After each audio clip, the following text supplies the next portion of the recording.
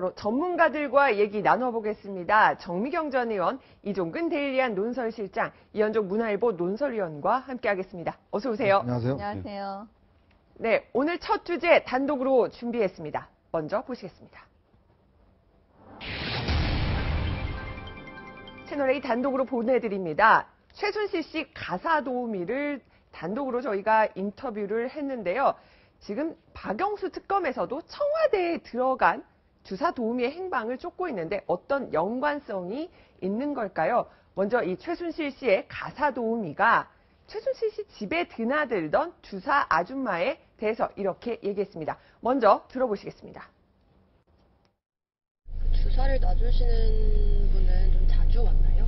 독일랑 가고 계시면 좀 자주 한 일주일에 한 몇 번 정도? 일주일에 몇 번은 아니거든. 제가 한 주에 한 번은 짜리 주사 놔주시는 모습을 직접 본 적이 있으세요? 주사를 하던 거 봤죠. 최순실 씨가 그럼 좀 소파에 누워있고 소파 아니고 오늘 땅에서 이제 얼굴 피나고 뚜껑 까는 거 있잖아요. 그 깔고 자는 거 있잖아요. 그 보통 그거 깔고 이제 바닥에서 놔요. 바늘을 꽂고 연결해서 민거랑 문제를 열은 크지 않으면 열은 되게 있거든. 문제를 그거 맞고 뭐라고 써 있었어요, 그 약에? 난 그거 과시를 안 했어요. 다 맞은 다음에 내가 그 쓰레기통에 버리고 하는데 나도 그러면 뭐 좀 많이 가잖아요. 시간은 얼마나 걸렸어요? 한 시간 정도, 한 시간 정도 짧은 거. 그분 이름 모자를 쓰고 다니대. 자, 먼저 이 최순실 씨 가사 도우미 분을 저희가 좀 보호해드리기 위해서 저희가 좀 목소리를 변조해서 전해드렸는데요. 먼저 정미경 의원님, 보면은요, 이 주사 아줌마가 왔다 갔다 하는데 지금 검은 모자를 쓰고 다니더라. 그러니까 이 주사 아줌마조차도 뭔가 드러나는 걸 꺼려해서 굉장히 본인의 존재를 좀 숨기려고 했다 이런 느낌이 듭니다. 지금 이제 이 대목에서는 지금 귀찮아질 수가 있잖아요. 본인 입장에서. 네. 괜히 연루되는 게 싫으니까. 당연히 저는 그거는 숨기고 싶어 할 것 같아요. 근데 이제 지금 또 여기서 핵심은 뭐냐면 최순실 씨는 뭔가 주사를 계속 맞고 네. 상습적이지 않았나라는 생각을 하는 거예요. 그게 단순히 프로포폴만의 문제가 아니라 뭐 태반 주사든 비타민 주사든 뭔가 온갖 주사를 지금 다 맞는 거잖아요. 근데 그걸 그대로 박근혜 대통령한테도 그대로 한 게 아닌가. 나는 지금 그게 지금 이 대목의 핵심 아닐까요? 맞습니다. 예. 그 청와대에 들어간 바로 그 주사 아줌마 누군지 또 저희가 좀 추적을 하고 있는데 어떤 실체, 단서가 밝혀질지 저희가 주목을 하면서 하나하나 짚어보도록 하겠습니다. 그래서 이영선 그 비서랑 이영선 행정관. 예, 행정관. 네. 이영선 행정관과 지금 정호성 비서관에 서로 문자 주고받는 거를 네. 확인해 보니까 뭐 주사 아줌마 들어가십니다. 이거랑 사실 연결된 내용인 것 같아요. 그렇습니다. 뭐 기치료 아줌마 들어가시면 이런 얘기도 나왔는데요. 이현종 의원님, 네. 지금 저희가 알 수 없는 부분은 지금 이분이 뭐 전직 뭐 간호사인지 이런 거는 알려지진 않았어요. 이 가사 도우미도 알 수는 없지만 어쨌든 주사를 잘 굉장히 놓더라 이렇게 증언을 하고 있습니다. 이게 아마 이제 주로 강남 일대에서 이제 많으신 것 같아요. 우리가 네. 뭐 속칭으로 이제 야매라고 하죠. 그러니까 주사를 예를 들어서 가정을 방문해서 이제 주사를 놓으시는데 여기는 뭐 전직 간호사나 간호조무사라든지 또 주사를 일단 놓으시는 분들 이런 분들이 이제 좀 신분을 노출되기를 꺼려하시는 분들이 이렇게 이제 개인적으로 와서 네. 주사를 놔주고 뭐 한 번 할 때마다 몇만 원씩 받고 이런 게 있는 것 같은데 보면 최순실 같은 경우는 거의 매일 주사로 연명을 한 것 같아요. 거의. 보면은 뭐 주사 맞은 그 횟수라는 양도 많고 네. 사실 이분 같은 경우는 약은 별로 안 드시는 것 같아요. 이런 면에서는 보면 박근혜 대통령과 비슷한 것 같습니다. 네. 왜냐하면 박 대통령이 위가 좋지 않아서 주로 이제 그 주사만 맞는다고 그러거든요. 네. 도저히 약을 갖다가 안에 삼킬 수가 없기 때문에 그런 걸로 보면 실제 최순실이 본인이 했던 것들을 그대로 대통령한테도 해왔던 거. 그러니까 자기 한번 맞아보고 좋으면 대통령한테 이야기를 하고 그럼 대통령도 맞아보면 좋으니까 또 이제 예를 들어서 계속 찾게 되고 거의 의존증 비슷하게. 네. 사실 그러니까 대통령 입장에서 보면 최순실이 없으면 뭔가 움직일 수 없는 거예요. 자기 혼자로서는 모든 걸 해결 못하니까 결국 최순실이 와줘야지만이 그래도 주사도 놔주고 네. 뭐 등등 할 수 있기 때문에 그러니까 최순실이 완전히 대통령을 그런 이런 주사라는 걸 통해서 완전히 올가맸던 그런 것도 좀 읽히는 것 같습니다. 그 최순실 씨의 주사 아줌마가 몇 명이었나 뭐 복수였다 이런 증언도 나오는데요.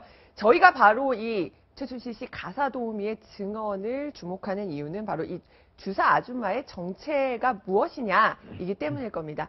지금 이종근 실장님, 네네. 지금 조금 전에 또 보도가 하나 나왔어요.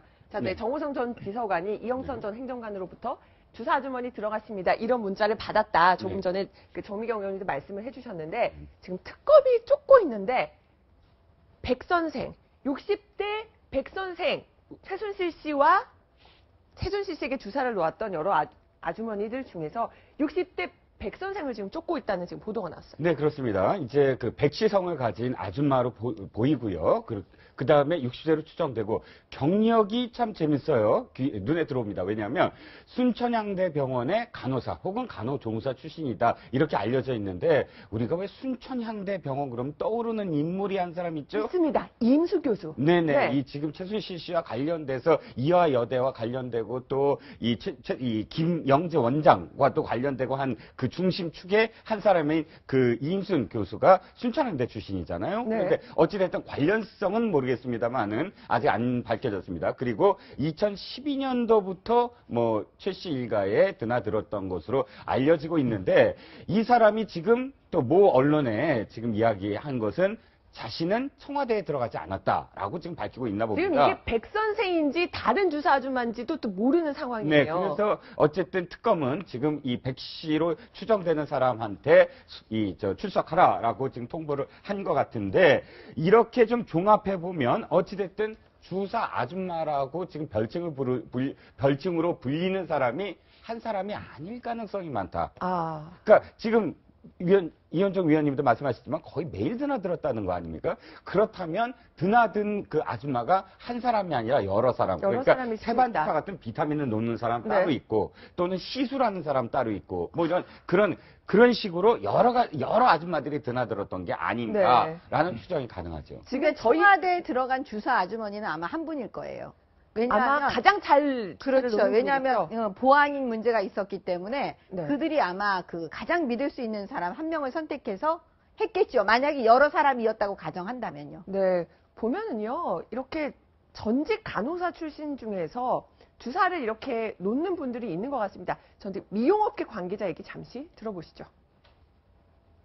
저 종합병원 같은데 다니셨던 분들 이제 개인병원 전전하시다가 개인 프리로 이제 다니시면서 운 좋으신 분들은 그렇게 뭐 좀 고위 가급부터 체크해 주시는 분도 계신다고 그러고 성형외과나 이런 고급 병원에 인턴 실장으로 좀 있다고 하는 사람도 있고 상담도 하는. 예. 그러면서 약은 얼마든지 구할 수 있죠. 불법 시술자들이 놔주는 약이란 게 도대체 어떤 주사예요? 비타민이죠, 그냥 말 그대로. 태반 주사, 백옥 주사 이런 것도 다 놔주러 다닙니까? 태반주사 정도까지는 아마 좀 피로 회복에 좋으니까 그런 거예요. 아유, 저는 주사도 못 맞아봐서 모르겠는데, 의원님 보니까 이게 어떤 좀 일부 지역에서 성행은 하는 것 같아요. 일부 그 전직 의료진 출신들이 이렇게 몰래 놔주고. 아니 이제 우리 수사를 하다 보면 그런 경우 많아요. 저렇게 맞으시는 분들이 있는데 네. 지금 핵심은 뭐냐면 그 전에 대통령 주치의를 하셨던 그 이병석 원장은 태반 주사를 놔달라고 했을 때 못 논다 그렇게 네. 얘기를 하셨다는 거예요. 그 뒤로 이제 그분이 그만두시죠. 보통은 이제 잘렸다 뭐 이런 표현을 막 쓰고 있는데 그 다음에 서창석 이제 원장이 오신 거잖아요. 그러면서 이제 비선이 막 등장하기 시작해요.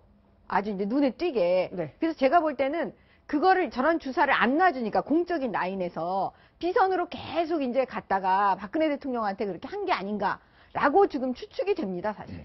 참 이해가 안 가는 게 지금 시중에 내과라든지 혹은 클리닉을 지나가다 보면 간판에 다 써 있어요. 백옥 주사, 비타민 주사, 마늘 주사. 그것이 이제 효능에 대해서는 아직 검증이 제대로 안 됐지만 네. 그렇다고 해서 그걸 놓는 거는 불법은 아니거든요. 그래서 요즘 길라임 세트 99,000원 막 이런 거 저도 네, 봤거든요. 그렇습니다. 저도 네. 요즘 그것 때문에 지나가면서 가격을 물어봤어요. 그랬더니 네. 5만 원에서 10만 원 정도예요. 네. 직장인도 많이 맞는답니다.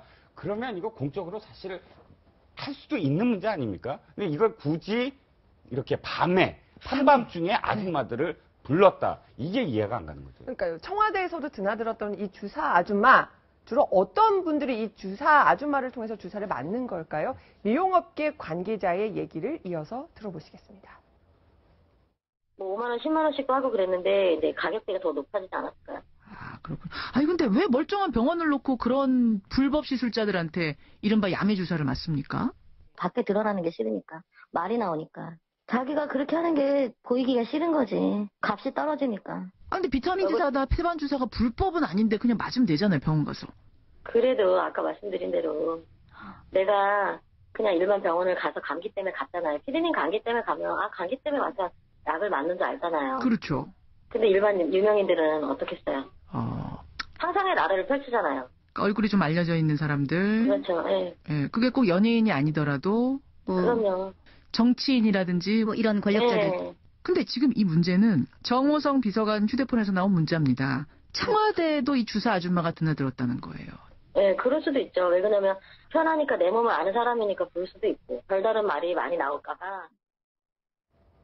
유명 인사의 고충은 알 것 같은데 그래도 좀 석연치는 않습니다. 그렇죠. 사실 이게 이제 주사를 이렇게 그러니까 개인적으로 맞는다는 것은 굉장히 위험한 행위입니다.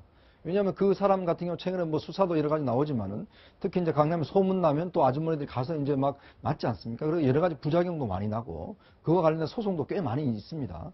그만큼 이제 자기가 유명해진 사람들이 이제 외부에 또 드러나기 싫으니까. 왜냐하면 이제 병원 같은 거 요즘 뭐 다 유명한 또 사진도 찍잖아요. 네. 스마트폰으로. 그리고 다 네. 또 올리지 않습니까? 그러면 또 이게 또 억측 소문이 나는 거죠. 예를 들어서 뭐 산부인과에 누가 갔다. 그러면 뭐 이게 또 소문이 나지 않겠습니까? 자, 그러니까 이제 이런 것들 집으로 불러서 하는데 문제는 정식 의료진을 부르기에는 굉장히 또 이게 또 부담스럽죠. 네. 왜냐하면 이게 또 돈도 많이 들고. 그러다 보니까 이제 아무래도 그 시장이 형성이 된 것 같아요. 이 주사 아주머니라는 걸 통해서 주로 아름마름으로 소개를 해줘서 자, 그 사람 주사 잘 넣는다더라. 이렇게 소개가 되면 와서 그냥 주사만 놔준다든지. 그리고 이 약 같은 게 보면 원가는 되게 쌉니다. 네. 사실 이게 이제 고수익을 올리는 것이거든요. 병원에서도 보면 이 원가 자체는 굉장히 싼데 하나를 받으면 뭐 20만 원, 30만 원까지도 받을 수 있으니까 그만큼 병원 수익에 도움이 되니까 굉장히 적극 권하는 거잖아요. 그런 걸로 보면 이런 하나의 이제 시장이 형성되어 있는데 문제는 대통령이 예를 들어서 왜 분명히 이제 간호대위가 있지 않습니까? 있음에도 불구하고 왜 이런 사람한테 맞았을까? 라는 걸 또 보면 또 대통령 입장에서 보면 더 자주 맞고 싶은데 문제는 그 간호대위한테 하면 공식 기록이 남잖아요. 기록이 남기 때문에 기록이 그것도 남고, 부담스러워서 그렇죠. 그것도 부담스러운 거예요. 그러니까 그것도 부담스러우니까 이런 개인적인 걸 통해서 밤 9시나 10시에 아무도 들어갈 수 없는 시간에 들어가서 놨다. 이런 것 자체는 보면 이게 참 저는 참 이런 게 과연 정말 이 저작거리에서 있었던 것들이 실제 우리 국정에까지도 와서 이루어졌다라는 거 보면 얼마나 이게 참 이게 관리 자체가 제대로 안 됐는지 그런 것도 좀 적나라하게 보여주는 것 같습니다. 네. 특검에서도 이 이제 주사 아줌마의 정체를 쫓고 있는데 주사를 분명히 사람은 있는데 놨다는 사람은 없다. 여기에 대한 질타도 있었죠. 잠시 청문회 때 그 모습 보시겠습니다. 맞은 사람은 있는데 놓은 사람이 없어요. 이게 그러면 지금 제3자는 도대체 누구냐 하는. 저 얘기가 정말 이렇게 좀 유행어처럼 돼버렸어요. 놔준 사람은 없는데 지금 맞았다는 사람만 있다. 결국은 이것도 세월호 7시간의 어떤 여러 가지 논란 의혹을 밝혀야 할 중요한 포인트 중에 하나일 것 같습니다. 지금 사실은 최순실 씨가 무슨 주사를 맞았든 우리 국민들이 뭔 관심이 있겠어요, 솔직히. 핵심은 뭐냐면 박근혜 대통령한테 지금 청와대를 마음껏 드나들면서 했다는 게 지금 문제잖아요. 그렇습니다. 공적인 라인이 아닌. 그러면 생각을 해보세요. 지금 최순실 씨가 이렇게 국정에 막 개입해서 농단 최순실을 믿었으면은 최순실이 하라고 하는 건 다 하는 거예요, 지금. 그러니까 그 두 분은 우리가 상상할 수 없는 관계일 가능성이 굉장히 높아 보입니다. 근데 이제 제대로 된 병원 같은 데 가면 의사분들 같은 경우는 주사를 그렇게 잘 안 줍니다. 왜냐하면 이게 보통 보면 그냥 비타민이나 먹으라고 감기 걸려도 네. 그렇게 주사를 굉장히 안 넣어요. 왜냐하면 아주 심각한 경우가 아니면 왜냐하면 이게 주사라는 게 아무래도 이제 그 약품이 들어가면 네. 몸에 어떤 즉각적인 효과는 있겠지만은 또 부작용도 생길 수 있는 것이고 또 이게 하나의 또 하면 습관성이 될 수가 있거든요. 그런 측면에서 보면 보통 이제 일반적 의사에서는 다 안 넣습니다. 지금 이병석 주치 같은 경우는 그거 맞지 마라고 이야기를 한 거 아니겠습니까? 그렇죠. 보통 외국에 가면요 주사 정말 안 줍니다. 가서 그냥 정말 주는 게 기껏해야 비타민 매달 주고 감기를 제가 이제 미국에 있을 때도 보면 병원에 가도 그렇게 아파도 주사 절대로 안 줘요. 절대로 안 주고 네. 웬만하면 많이 약을 안 그럼요. 주는. 약도 잘 안 주는데 하물며 이렇게 주사를 계속 습관적으로 맞는 걸 보면 그 다음에는 약은 약같이 안 보이는 거죠. 이제 주사를 맞기 시작하면 이게 즉각적으로 효과가 있으니까 또 즉각적인 효과를 노리는 것이거든요. 그만큼 이게 중독성이 강하다는 게 이제 결국 이게 핵심이 있는 겁니다. 근데 이제 이 수사가요. 지금 다 동시다발적으로 막 하고 있잖아요. 네. 의혹을 규명하기 위해서. 이게 반드시 뭐 범죄가 돼서 기소한다 이런 차원의 문제는 아닌 것 같아요. 세월호 7시간도 사실 그게 범죄 행위다 이렇게 말할 수는 없는 거예요. 그냥 이제 의혹이 너무 많으니까 다 밝혀야 된다. 특검의 임무는 두 가지라니까요. 하나는 의혹을 진상을 규명해주고 하나는 뭐냐면 진짜 범죄 행위인 경우에는 입증을 해서 기소를 해줘야 되는 거예요. 근데 지금 그럼 핵심은 뭐냐? 가장 많이 내용을 아는 분이 누구예요? 박근혜 대통령이에요. 그렇습니다. 그리고 최순실 씨겠죠. 그렇죠? 그러면 뭐냐? 마지막에 특검은 모든 자료를 딱 가지고 박근혜 대통령을 소환할 겁니다. 이제 그때 모든 게 다 밝혀지겠죠. 박근혜 대통령이 모른다라고 답변할 때 뭔가 갖다 들이대야 되잖아요. 증거가 있어야 한다. 그래, 예. 그렇기 때문에 그때는 이제 대질 조사도 할 수 있고 여러 가지 전방위적으로 카드를 다 가지고 마지막 카드로 이제 박근혜 대통령 소환이 남아 있는 거예요. 그렇군요. 저희가 이렇게 최순실 씨 가사도우미의 이 단독 인터뷰 내용을 여러 가지로 자세하게 보내드리는 것은 바로 어떻게 박 대통령에게 최 씨가 영향을 미쳤나 그 부분도 들여다 볼 수 있기 때문인데요. 보면은 최순실 씨 집에 왔다 갔다 했던 사람이 이 주사 아줌마뿐만이 아니었습니다. 서류 가방을 든 70대 할아버지도 바로 최순실 씨 집에 왔었다고 하는데요. 대체 어떤 일이 벌어졌을까요? 잠시 들어보시죠. 할아버지랑 뭐 오면 피가 제일 많이 나는 거 같아. 뭐 그저 분석에도 툭툭 떨쳐나고 자기 침대 위에 지금 그 이불에도 그 피를 잘 묻히나고 해요. 할아버지가 없을 때요? 할아버지가 오실 때 피가 많이 피가 잘 묻어 있는 것 같아. 서너 시간 정도 있다가 그거는 그게 피는 나 그래 안 없는 것 같아요. 1시간도 이제 안 걸릴 거예요. 빨리 가야 돼. 구체적으로 뭐 하는 뭐 하는 건 모르지요. 근데 뭐 하여튼 이래 가고 나면 내가 청소하면 뭐 네가 이래 파스 같은 거 붙이는 무슨 종이 같은 그런 거 있고. 단순히 경락 이렇게 막 문질러주고 이런 느낌보다는 약간 뭔가 좀 주술적인 느낌 약간 문다전하게 모르지 뭐. 아니 주사 도우미만 왔다 갔다 한 것이 아니었고요. 저는 좀 놀랐어요. 네네. 그러니까 가사도우미 입장에서는 이불 빨래도 해야 되고 방석도 빨아야 되고 하는데 그렇죠. 그 70대 할아버지 서류 가방을 들고 왔어요. 그분만 왔다 가면 이렇게 네. 피가 흠뻑 젖어 있었다는 거예요. 얼마나 놀랬겠습니까? 그러니까 몇 시간 동안 그 문 닫고 있는데 네. 이제 치워야 되잖아요. 30분 가사 도우미는. 네, 네. 그러니까 들어가 보면 피가 막 있다. 그러면 진짜 섬뜩하고 도대체 뭘 한 걸까라고 늘 머릿속에 있으니까 저런 반응을 보이는 거 아니겠습니까? 되게 사실은 이렇게 느낌이 어떤 느낌이냐면 왜 이 어혈을 제거한다고 그러죠? 죽은 피. 그러니까 부항. 이 서류 가방을 들었다 그러면 뭔가가 들어있을 테고 네. 그렇다면 그게 부항이고 왜 파스 같은 종이가 있다 그러잖아요. 그러면 종이를 이렇게 대고 부항을 뜬 다음에 그 부항이 막 떠지면은 거기서 이제 피가 나오고 더 심하면은 막 뭐 이 내장 기관에 썩은 피가 있다. 그래갖고 피를 뽑는다. 뭐 이런 어떤 그 좀 민간 요법도 있어요. 그러다 보니까 그렇게 해서 피를 제거하는 그런 좀 민간 요법에 좀 너무 기댄 게 아니냐. 만약에 박 대통령도 이런 그 민간요법, 부항이라든지 네. 어혈을 제거한다든지, 아니, 어혈의 문제를 찾아봤더니 두통도 있어요.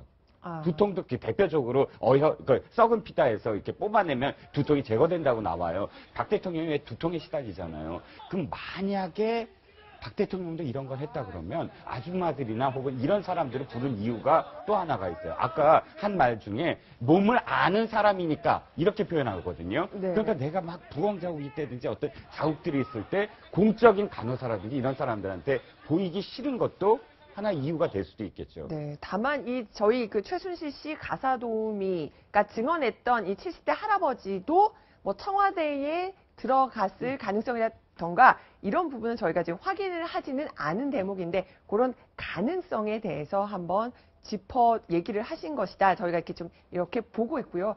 이현정 의원님. 네. 보면 저는 기억나는 게 이영전 행정관이 문자 보낼 때 보면 주사 아줌마뿐만 아니고 기치료 아줌마 들어가신다고 해서 그러니까 뭐 이렇게 시술이 다양한지 저는 깜짝 놀랐어요. 근데 이제 박근혜 대통령은 국선도를 하셨거든요. 그러니까 지난번 영상도 보면 본인 집에서 이제 국선도 하는 영상도 많이 올리고 옛날에 이제 네. 그 의원 하실 때는 보면 그만큼 이제 건강 관리를 국선도로 많이 하셨어요. 그리고 몸도 굉장히 유연하고 또 탁구도 잘 치시고 하긴 하는데 문제는 아마 이제 청와대에 들어가서 상당히 이제 운동 자체를 많이 못 하신 것 같아요. 근데 이제 윤전추 행정관 있지 않습니까? 네. 그러니까 피트니스 전문 이제 그 전지현 씨, 뭐 유명한 그렇죠. 연예인들 트레이너 출신이에요. 예, 트레이너인데 거기도 보면 굉장히 비싼 그 트레이너 장비들을 갖다가 청와대로 많이 들어갔지 않습니까? 그러니까 그러면 제 사실 보면 가서 운동도 하고 하면 할 텐데 문제는 이제 저도 그렇지만 이게 굉장히 피곤하고 힘들 때는 사실 운동하기가 힘들어요. 그러면 이제 그냥 집에 가면 그냥 퍼지거든요. 맞습니다. 그러면 이제 뭔가 이제 거기서 뭐 경락 치료해주고 좀 안마도 해주고 하면 좀 많이 풀립니다. 그러니까 특히 대통령이라는 직책 자체가 보면 굉장히 스트레스가 많이 쌓이고 또 여러 가지 일도 많기 때문에 거기다 대통령 보면 만성 피로증에 좀 있어요. 그러면 이제 지난번 이제 그 주치의도 그런 이야기 했듯이 뭐 이야기는 할 수 없지만 상당히 만성 피로증에 이제 겪고 있다고 이야기했지 않습니까? 그 의욕이 없는 거예요, 집에 들어가면. 그냥 뭐 운동하고 뭐 하려면 또 그래도 옷 갈아입고 뛰어야 되지 않습니까? 전혀 그런 게 없으니까 결국 이제 집에 있으면서 경락 치료하시면 와서 이제 봐주고 이제 그렇게 이제 계속 어떤 뭐 인위적인 걸 통해서 건강 관리했다고 친다면 지금 이제 이영선, 윤전추 이 두 분이 보면 정말 대통령 측근에서 못잖아요. 한 사람은 트레이너 출신이고 한 사람은 직접 사람을 왔다 갔다 데리고 가는 경호원 출신이고 네. 그렇다고 본다면 지금 그 카톡에 있는 이 문자 이야기는 결국 이제 주사하는 분도 들어가시고 또 경락하는 분도 들어가시고 이런 걸가 이제 추정이 되는 거죠. 의원님 이제 법적으로 어디까지가 위반이고 아닌지가 궁금하거든요. 주사 아줌마랑 그 기치료 아줌마가 보안 손님으로 뭔가 이렇게 보고 없이 들어간 것 자체도 법률 위반입니까? 그거는 따져봐야 될 것 같아요. 단순히 네. 그냥 법률 위반이다 이렇게 말씀드리기는. 그럼 혹시 어려워요. 이분들이 정식 네. 의료진이 아닌데 들어가서 박 대통령을 치료했다면? 그러면 의료법 위반이 이제 쉽게 떠오르는 건 의료법 네. 위반이 될 수 있는데 그게 과연 지금 어떤 상황인지를 그 사실관계가 지금 확정되지 않은 상태에서 섣불리 말씀드리기는 좀 어려워요. 그렇군요. 지금 예. 특검이 또 조사하고 있기 때문에 그 대목도 저희가 밝혀지는 대로 하나하나 보도해드리겠습니다. 그렇게 그 최순실 씨 집에 들락날락했던 이 비선 의료진인가요? 이분들도 특별할 때는 들어오지 못했다고 합니다. 어떤 때일까요? 잠시 들어보시죠. 누나 애기가 오면 그분은 못 와요. 아마 하는 것이 여자분이랑 무슨 남자분은 그래도 오시더라고요. 정유라 애가 오면 주사 놔주신 분이 안 오신다는 거죠? 주사는 분도 안 오르고 그 다음에 그 여자분 치를 치료하는 그분도 안 올라요. 왜냐하면 이 애기를 숨기고 있으니까 애기를 폭로하시고 그래서 유라를 다시 이제 재출발하도록 만들고 내가 볼 때는 그렇게 숨기고 지우려고 그래요. 이현정 의원님, 네. 뭔가 최순실 씨가 보면 딸은 정말 아킬레스건인 것 같아요. 그러니까 딸 때문에 딸이랑 아기가 와 있으면 안 불렀다. 사실 이제 이번 사건의 어떤 면을 보면 가장 중요한 원인 중에 하나가 이제 정유라 때문에 많거든요. 이 정유라가 결국은 이제 승마 문제도 있죠. 그리고 이제 일찌감치 그 좀 신주평이라는 사람 만나서 이제 임신을 하지 않습니까? 나이가 20살 때.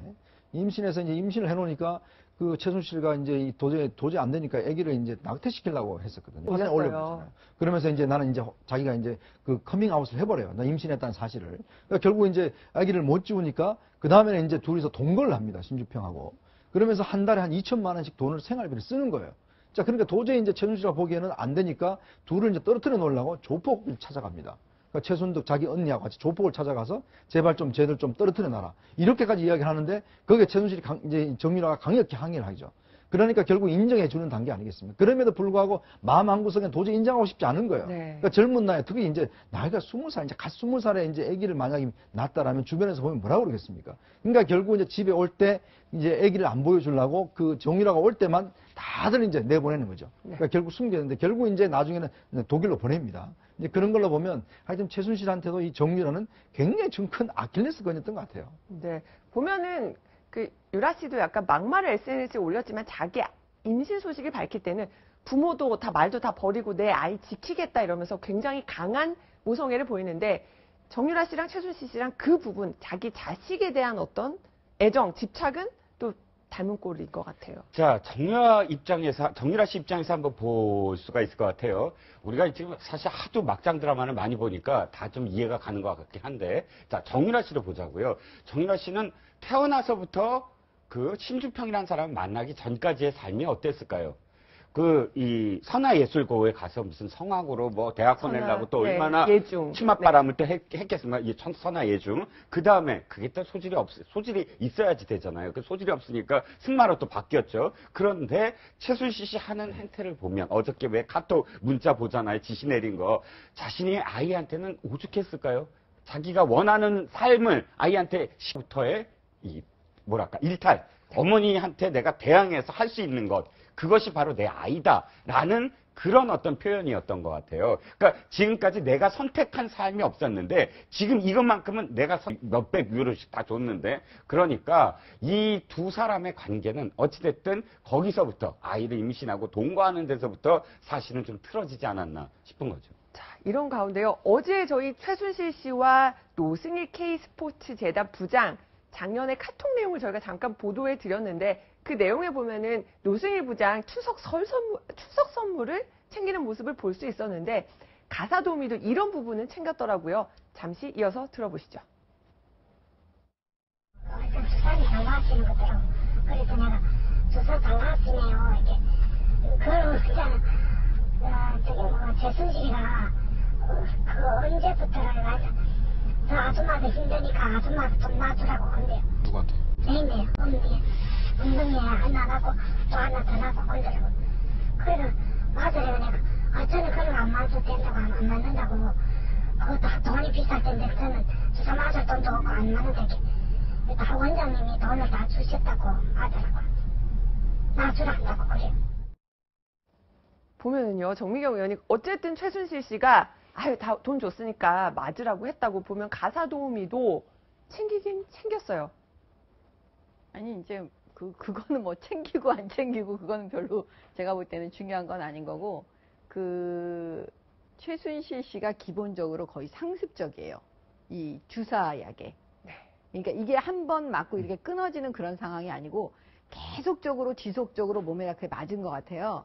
그러니까 오죽하면은 그게 그 집에 가보니까 그 주사약이 막 쌓여 있다고. 냉장고에도 예, 있고요. 다 있고 뭐 어디 밖에도 있고 뭐 냉장고 안에도 있고 막 지금 이런 얘기가 막 다 나오고 있잖아요.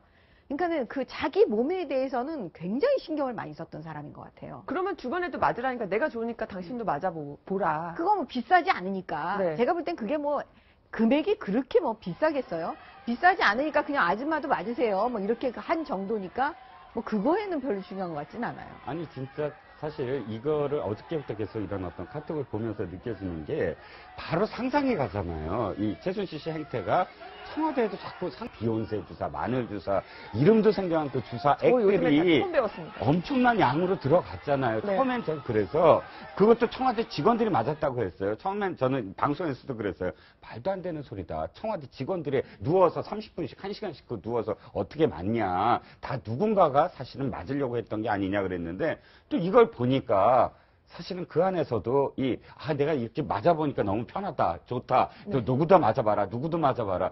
그래서 그 정도 양이 또 들어온 게 아닌가. 그렇게도 또 상상이 되네요. 네, 이런 가운데 딱 한 번, 그러니까 권유해가지고 한번 맞아봤다고 합니다. 2대를 맞아봤다고 하는데 이 가사도우미 효과는 어땠을까요? 이어서 들어보시죠.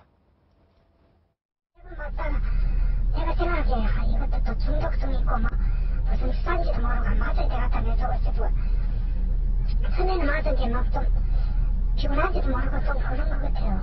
쌩쌩해져요 실제로? 효과가 피곤하고 힘들면 맞으면 이거 괜찮다고 안 맞아보라고 처음에 맞으니까 괜찮을 것 같아요. 좀 어떡하나 그렇게 피곤하지도 않고 힘도 좀 내 생각에 뭐 덜 된 것 같고 그냥 앰플 딱 깨가지고 네, 이거 빼가지고는 그거 2대 놔주세요. 한 대 놔고는 잠시만 한 대 더 맞아 하면서 또 다른 거 꺼내는 난 조진 안 해도 또 깨가지고 또 놔주고 2개 정도 맞아야 된다고 하나 보죠. 보통 모르겠어요. 그걸 2개 맞으라고 이것도 맞고 저것도 맞고 이 아주머니도 효과는 좀 보신 것 같은데 뭔가 본인도 중독될 것 같은 느낌이 들어서 저 안 근데요, 맞을래요. 이 주사를 이제 실험을 할 때 진짜 주사약하고 그냥 아무것도 없는 주사약 같이 넣으면 효과는 똑같이 나옵니다. 이게 플라시보 효과라고 그래서 실제로 이제 그 주사 맞는 분들이 좋다 그러면 맞으면 진짜 좋은 것 같아요. 그런 느낌이 있거든요. 그런 면에서 볼 때는 이제 최순실이 보면 물론 본인이 계속적으로 이제 주사를 중독적으로 맞으니까 그런 나중에는 보면 안 맞으면 이제 힘든 거예요. 그러니까 심리적으로도 힘들고. 그러니까 자꾸 이제 그런 약들을 찾게 되거든요. 그러니까 우리가 선수들도 보면 그렇지 않습니까? 뭔가 이제 주사를 맞으면 좀 힘이 나는 것 같고 또 안 맞으면 좀 힘이 없는 것 같고 굉장히 심리적인 효과도 커요. 근데 이게 이제 왜 우리가 중독성이 중요하냐 한 거는 결국은 한두 번 맞다 보면 나중에는 그 맞아야 이제 좋다라는 그런 식으로 이제 파블로프의 개같이 뭔가 이제 종만 또 울려도 그러니까 침을 흘린 것 같이 그런 현상들이 나타나는 겁니다, 실제로. 그러니까 그러다 보니까 이게 결국은 이제 중독성이 빠지다 보면은 나중에 끊기가 굉장히 힘든 상황이에요. 그러니까 대통령도 보면 이게 뭐 국정에 어디가 외국 같은 데 가서 이제 막 그 정상들 만나고 하면 평소 때보다 더 힘들잖아요. 그 외국 갔다 오면은 특히 박근혜 정부 들어서서 박근혜 대통령이 외국에 순방 갔다 와서 아파서 못 나온 적이 굉장히 많습니다. 기억이 몇 번 네, 납니다. 그러니까 청와대에서 아직 뭐 병명까지 공개를 하면서 대통령이 그냥 한 일주일 동안, 2주일 동안 그냥 도저히 못 나온다는 이야기가 많거든요. 그만큼 몸이 약한 거예요. 근데 그게 왜 그러냐 싶으면 보면 국내에 있을 때는 그래도 막 최순실이 들어가서 저렇게 주사를 맞지만 국외에 가서는 그게 쉽지가 않지 않습니까? 물론 주치가 따라가긴 하지만 굉장히 공식적이잖아요. 그런 면에서 보면 상당히 힘들어하는 것 같아요. 여러 가지로 지금 저희가 가졌던 궁금증들이 하나하나 다가가고 있는 것 같은데 가사 도우미의 업무 중에서 식사 준비도 빼놓을 수 없는데요. 이번에는 곰탕에 대한 질문을 해봤거든요. 자, 최순실 씨 가사 도우미 어떤 얘기하는지 들어보시겠습니다. 평소에는 어떤 뭐 김밥 말고는 그냥 뭐 양식, 한식 하고 그저 한식, 밥에다 찌개에다 항상 뭐든지 가득 차려야 돼요. 10가지지 뭐 이렇게 그래 차려야 되지. 그래도 지금 먹을 게 없다고 해. 감자를 쫄이나 던지면 그렇게 막 쫄이고 이러면 좋아하지. 나는 감자를 또 던지하고 걔는 많이 볶았는데 하나도 안 나는 거 다 드시더라고요. 원자는 고추 많이 드시네요. 이거 왜 이리 맛있지? 맛있어서 다 먹다고. 호박찌개 그것도 끓여요. 미역국 자주 끓이고 유라온 무조건 미역국 끓이고 그다음에 잡채하고 곰탕을 좋아하진 않나요? 곰탕도 좋아하네. 곰탕 나는 별로 없어요. 그 갈비랑 있는데 자기 혼자 있어서 하는 소리 안 해요. 유라가 오면 이제 하라고 유라온 뭐 김밥 면 말고 요거 잡아요. 그 다음에는 잡채를 막 그렇게 좋아해요. 의원님, 저는 가장 놀라웠던 것이 최순실 씨가 검찰 조사 받으면서 가장 먼저 먹었던 것이 곰탕이다. 곰탕 먹고 싶다고 했다는데 이 가사 도우미는 최순실 씨 곰탕 안 좋아한다. 한 번도 끓인 적이 없다. 이렇게 얘기를 하거든요. 아니 검찰에서 조사받는데 본인이 원하는 거 검찰에서 뭐 갖다 주나요? 그게 아니고 이제 수사할 때 식사 때가 되잖아요. 그럼 검사도 밥을 먹고 수사관도 밥을 먹고 여직원도 밥을 먹어야 되잖아요. 눈치껏 얘기를 한 거죠. 아니에요. 그러면 밥을 안 먹이면 자기네들은 밥을 먹고 만약에 피의자 밥 안 주면 피의자 인권 침해 아니에요? 네. 그러니까 피의자도 밥을 먹여야 되잖아요. 그럼 보통 그 주변에서 맨날 배달해요. 야근하니까 검사들. 그러니까 보통은 다 그냥 곰탕 먹거나 아니면 김치찌개 시키거나 아니면은 대부분은 짜장면을 시켜다 먹어요. 그러니까 검찰 조사 받을 때 그러니까 먹는 메뉴가 정해져 있는 거군요. 아니요, 그러니까 쉽게 그 배달해줘야 곰탕. 되니까 우리가 밖에 나가서 이 식구들 다 데리고 밥을 먹으러 갈 수는 없잖아요. 피의자까지 데리고. 그러면 최순실 씨가 그러니까 뭐 저 먹고 싶어요. 고를 수 있는 상황이 전혀 아니란 말씀이시죠? 그런 일은 없고요. 그냥 여직원이 시켜야 이제 식사 때가 됐으니까 네. 아니 피의자 빼고 밥 먹을 수는 없잖아요. 네. 그러니까 맨날 시켜다 먹는 거 그냥 뭐 곰탕 4그릇 가져와라 아니면 김치찌개 가져와라 아마 이렇게 해서 드세요. 이러니까 곰탕 조금 먹었겠죠. 그러니까 선택의 여지가 별로 없는 거죠. 거군요. 한 두세 가지만 지정해주면서 뭐 드실래요? 그러면 이제 그 중에서 그래도 선택권이 두세 가지 뭐 왜냐하면 아닌가요? 보통은 다 안 물어봐요. 그냥 안 물어보고 그냥 다 이번에 거기 시켜라 그러면 그냥 다 곰탕 다 먹는 거예요. 수사하실 때 경험을 살려서. 그래도 이번에는 짜장면 먹을래요? 곰탕 먹을래요? 이 정도는 물어보지 않았어요. 그거는 제가 잘 모르겠는데 우리가 보통 수사를 할 때는 먹는 거를 뭐 선택해서 먹을 정도로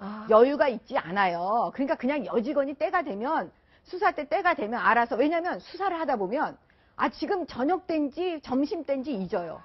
그러니까 그냥 시간이 되면 여직원이 그냥 시켜다 배달해주면 그 음식을 그냥 깔아요. 사실은 언론 보도를 보고 국민들은 최순실 씨가 곰탕을 굉장히 좋아하나 보다. 그래서 당시에도 첫 조사받고 곰탕을 거의 남기지 않고 비웠다. 이렇게 해서 그러니까 뭐 저희도 이제 뭐 최준실 씨 잘못한 거는 잘못한 거고 좀 팩트는 또 팩트대로 좀 짚어서 보도해드리고 나중에 암호라면서요. 뭐 네티즌들이 전부 다 네, 누리꾼들 공탁 댓글이 한그릇은 그렇게 뭐 어떻게 붙었어요. 도망가라는 뜻이고 짜장면을 먹었으면 어떤 뜻이고. 아유, 그건 아닙니다. 아니 그런데 사실 기자들이요. 사실은 이제 피의자가 들어가면 제일 먼저 막 진치고 있다가 검사가 나오는 걸 기다려요. 어떻겠냐, 지금 어떤 표정이냐, 뭘 진술을 했느냐. 그리고 첫 번째 묻는 게 뭐 먹었느냐, 얼마나 먹었느냐. 그렇습니다. 꼭 그래서 그걸 다 비웠다였어요.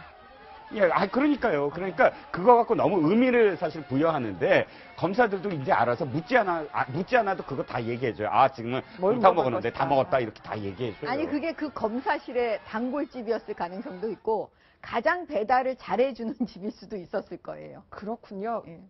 좀 돌아보니 여러 가지로 아마 최순실 씨는 어쩌면 이 음식을 먹고 싶었었는지도 모르겠습니다. 가사도우미가 밝힌 최순실 씨가 가장 좋아하는 음식 뭐였을까요? 들어보시죠. 선생님이 뭐 식사를 준비해 주시진 않으셨어요? 네, 아니요. 아침 가가 아침에 드리고, 그 다음에는 점심에는 또 따로 뭐 드실 거 있으면 막 전화해요. 수제비를 그래 좋아해서 그러면 수제비 먹으러 들어온다고 점심에 또 어떤 걸 하고 나가고. 그 다음에 또 해내 수원에 가가서 해김밥 사라 하잖아요. 나도 계속 김밥 한 줄 사라, 두 줄 사라, 석 줄 사라, 그 다음에 유부초밥 사라. 계속 준비해놨다가 사람을 막 싸가드려야 돼. 계속 그랬어요. 김밥하고 유부초밥 그런 거 좋아하고, 그 다음에 수제비를 그래 이렇게 드시니까 청양고추 좀 썰이고 그래 하면 감사해요. 그래 좋아하더라고. 그래서 내가 그때는 막 좀 귀찮아가지고 이번 수제비 사과 드시면 안 좋아요. 내가 그랬지. 그건 안 돼. 맛없어. 아줌마 하는 게 맛있어. 뭐 저희가 최순실 씨 입맛까지 알 필요는 없습니다. 그런데 이제 그 수제비와 뭐 이제 수제비와 김밥 꼭 그것도 좀 사다 드시면 되잖아요. 아니, 나 아줌마가 한 게 더 맛있어. 이렇게 하면서 꼭 또 요리를 시켰다는 거예요. 그러니까 이제 이런 분들이 제일 힘들어요, 사실은. 왜냐하면 가서 그냥 가게 가서 뭐 사서 먹으면 되지 않습니까? 근데 꼭 보면 이제 그 사람들 시켜요. 그리고 이제 자기가 먹고 이렇게 하거든요. 지금 보면은 최순 씨가 청와대에 들어가면 또 그 조리장한테 스키야키를 해달라고 그러고. 그러니까. 그다음 또 집에 갈 때 김밥을까지 사달라고. 아, 근데 스키야키 해달라는 얘기는 안 하셨어요. 그러니까 스키야키를 좋아하니까. 네. 거기서 이제 스키야키를. 청와대에선 스키야키 먹고, 그다음에 집에선 거기서 수제비 이제 먹고. 수제비 먹고. 그다음에 이제 본인이 청와대 같은 경우는 특히 이제 이게 공직자 비슷한 것이지 않습니까? 준공직자인데 조리사들도. 근데 문제는 이제 최순실을 위해서 또 요리를 해야 되는 거예요. 김밥도 싸야 되고. 이제 그렇게 처음에는 이제 이걸 그 밖에 사다 주니까 맛이 없다고 또 직접 사달라고까지 이야기를 했지 않습니까? 근데 이게 이제 보면 자 갑질이 몸에 배어 있는 거잖아요. 그러니까 상대방에 대한 배려는 전혀 없습니다. 그러니까 자기가 먹고 싶은 거, 자기가 좋아하는 거, 그거 다 하는 거죠, 이제. 그러니까 그런 특성들이 보면 곳곳의 생활 방식에 다 배어 나옵니다. 그러니까 그런 거 보면 최순실이 모든 것을 자기 중심적으로 생각한 것이 아닌가. 그리고 먹는 것도 마찬가지고, 뭐 입는 것도 마찬가지고, 다 자기 중심으로. 딴 사람은 전혀 고려치 않고, 이제 그런 행태들이 나타나는 거죠. 네, 이런 가운데 바로 채널A가 단독으로 보도해드렸죠. 한상훈 전 청와대 조리장은 정말 최순실 씨가 일요일마다 들어와서 김밥을 싸달라고 했다. 그것도 멸치김밥, 부추김밥 아주 재료를 탁탁 찍어서 싸달라고 했다라는 증언을 했었는데요. 이 김밥에 얽힌 일화도 바로 이 가사도우미가 얘기했습니다. 들어보시죠. 일요일에 한 번씩 쉬고 월요일에 가면 그 대신 냉장고 김밥이 있어요. 그리고 여기 김밥이 있네요. 그거 아줌마 먹으라고. 월요일에 가면요. 네. 그거 후에 알고 생각하기 청와대에서 가온 것도 있지. 그 소리 좀 달랐어요. 크게 다르지도 않고 맛도 뭐 크게 좋지도 않고. 근데 딱 다른 거는 우리 막 이래 굵어요. 이래 굵고 이렇게 짧게 이래 마르는데 호일에 쌌는데 그게 굵고 해서 그거 특별히 맛있다고 막 챙기래요. 김밥 한 줄을 그냥 냉장고에 둔 거예요? 본인이 먹은 게 아니라? 한 줄도 있고 어떤 때는 한 줄 그대로 있고 어떤 때는 좀 먹은 것도 있고 어떤 때는 한 줄하고 좀 먹던 것도 있는 것도 있고 그래. 집에서 김밥을 사와서 먹는 거 있어요? 집에서는 절대로 안 사요. 내가 또 하라지. 자, 집에서는 절대로 안 사요. 내보고 하라 하지. 그러니까는 그렇게 시켰는데 보면은요. 청와대에서 가져온 김밥은 냉장 보관했다가 또 이 아주머니께 먹으라고 냉장 냉장 보관이에요. 김밥을. 자, 저는 이게 처음에 기사 나왔잖아요. 청와대 갔다 오면 김밥 싸달라고 해서 그다음 가사도우미 아줌마한테 줬다. 그래서 그냥 싸달라고 그래서 가사도우미 아줌마한테 주려고 싸달라고 그랬나 보다. 참 오해를 했어요. 근데 그게 아니라 김밥을 좋아하셨네요. 자, 김밥 싸다가 먹었어요. 그러니까 김밥을 그런데 좋아한다는 것도 팩트네요. 예, 네. 남았어요. 네. 남으니까 냉장고에 넣었어요. 근데 우리 뭐 다 아시다시피 냉장고에 넣은 김밥은 사실은 전자레인지에 돌릴 수가 없어요. 안에 싱성한 재료들이 있기 때문에 그거를 뭐 이렇게 계란 옷을 입혀서 프라이팬에 굽던가 해서 먹을 수밖에 없어요. 그러니까 김밥 그 자체의 느낌은 이제 없어진 거예요. 이종무 실장님은 집에서 가사일 좀 도우시나 봅니다. 아니요. 가사를 돕지 않고 제가 요리를 합니다. 그런데 네. 그러니까 사실은 저게 그 자기가 못 먹는 게 아예 버릴 음식은 아니고 처음에 그 김밥 맛이 안 나니까 준 거예요. 처음에 김밥 맛이 나도 다 맛있게 먹을 수 있는데 냉장고에 둔 김밥을 어떻게 먹습니까? 좀 맛이 없어지는. 그리고 수제비 매운 거 팍팍 아까 좀 그 기사를 봤더니 청양고추 막 이렇게 송송 다 뭐가 떠오르냐면 덴마크인가 뭐 독일 가서 이 최 씨 이 모녀가 가서 그 이 레스토랑 가갖고 난리를 쳤다는 거 아니에요. 네. 양식을 먹으면서 김치 달라고. 근데 그 나라 그 레스토랑에 김치가 있겠습니까? 그러니까 없겠죠. 그 나중에 네. 기자들이 찾아갔을 때 매니저가 그러잖아요. 완전 진상 한국 손님들 왔다고. 그런데 그 정도 이 입맛이니까 사실은 어느 나라에 가서 그러니까 막 뭐 독일 가서도 김치 찾고 할 만한 그런 뭐 이 상황이네요. 딱 보니까. 나올 때 가서 김치를 찾아야지 싶기도 한데요. 뭐 오늘 이런저런 보도가 나왔는데 오늘 동아일보 단독 보도에 따르면은 자 정미경 의원님 최순실 씨 집에요. 특검이 보니까 박근혜 대통령이 외교사절로부터 받은 선물까지요. 최순실 씨 집에 있었다는 겁니다. 그러니까 이게 뭐 네 것도 내 거고 내 것도 내 거고 뭐 이런 개념인지. 아니, 그러니까 보통은 그 가족들이 할 수 있는 거잖아요. 그러니까 박근혜 대통령 가족이라면 그런 이제 선물을 왜 이제 서로 나눠주고 그럴 수가 있잖아요. 우리들의 이렇게 상상력 안에서. 근데 지금 그걸 최순실 씨가 했다는 거잖아요. 그러니까는 가족 이상인 거죠. 남이 아닌 거예요. 근데 이런 그런 팩트가, 이런 사실관계가 왜 중요하냐. 저는 이제 수사에 만약에 관점을 맞춰서 얘기를 하면 최순실 씨가 부인을 못할 거예요. 박근혜 대통령도 부인을 못할 거예요. 뭐냐면 두 사람의 관계가 굉장히 독특하고 가족 이상의 관계였다는 거를 부인을 못합니다. 그러면 어떤 사실관계에서 우리는 단순히 도움만 받았을 뿐이다. 이렇게 말할 수가 없는 거예요.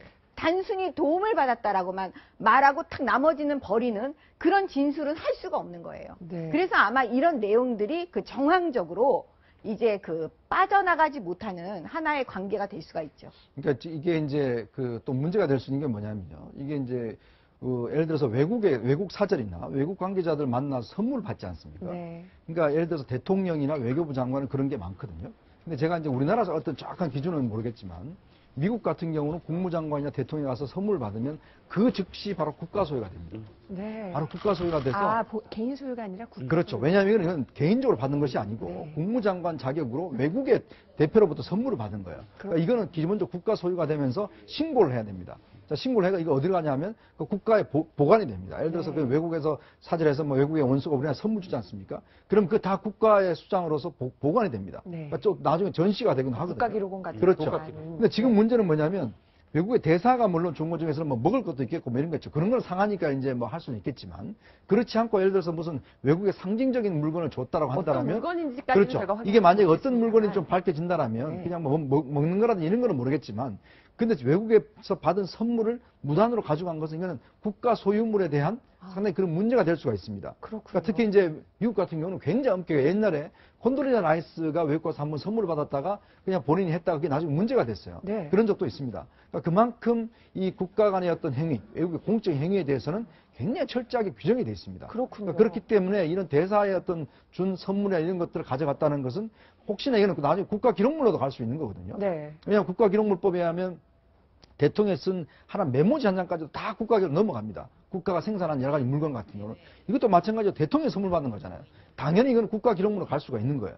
근데 그거를 만약에 최순실이 가지고 왔다? 이게 문제가 될 수가 있죠. 그렇군요. 아니, 전부 그렇지는 않고요. 제가 알기로는 그게 일정 금액 이하인 경우에는 그 사적으로 소유를 할 수가 있어요. 그리고 이렇게 규정이 있어요. 그 이상의 경우에는 예, 이제 따로 보관하거나 국고에 넣기도 그러니까 하고요. 채취집에 보관된 예, 물건이 그러니까 이제 어떤 건지까지 건지는 저희가 모르겠는데 확인하겠습니다만. 그거를 그냥 일률적으로 뭐다 이렇게 말하기는 좀 어려워요. 네. 자, 이종근 실장님, 저 네. 또 하나 여쭤보고 싶은 게 있는데 네. 하나만 더 짚어보겠습니다. 보면은 박 대통령 그 체열한 혈액도 그 네. 차움위원회에 간 것이 이제 네. 밝혀져서 네. 뭔가 차명으로 간 것이 밝혀져서 논란이 됐었잖아요. 네, 그런데 네. 지금 오늘 추가로 나온 보도를 보면은 네. 그 박 대통령 혈액이 외부로 반출된 경우가 지금 또 있는 것으로 추정된다. 이런 보도가 네, 나왔거든요. 그렇습니다. 그리고 이 기치료 아줌마나 혹은 주사 아줌마를 우리가 어떻게 알 수 있었냐면 정호성 씨 핸드폰에서 나온 기록이잖아요. 음성 파일로. 그런데 그 기록 안에 그 체열과 관련한 그런 이 문자가 또다시 발견된 거예요. 그러면 지금까지 우리가 알고 있던 것 이외에도 대통령 체열과 관련한 부분이 지금 드러난 게 아닙니까? 네. 그러면 이 부분만 있었을까 하는 거죠. 그리고 그건 도대체 어떻게 쓰였느냐. 이 불법으로 반출해갖고 대통령의 피를 어디론가 지금 연구를 한 건지 아니면 진짜 줄기세포를 위해서 치료를 위해서 한 건지 그건 아무도 모르는 거 아니야. 현재까지 드러난 게 없기 때문에 그렇다면 이 문제야말로 지금 이해가 되지 않는 게 특검이 이영선 휴가 갔다는 이영선 행정관을 빨리 소환을 해야 돼요. 굉장히 중요한 문제인데 아직까지도 특검에서는 지금 안 하고 있거든요. 그러니까 혈액 불법 반출의 문제를 포함한 대통령의 건강과 관련된 모든 문제에 대해서는 빨리 특검이 조치를 취해야 된다고 봅니다. 네, 특검을 이제 곧 조사를 한다고 하니까 어떤 결과가 나올지 지켜보도록 하고요.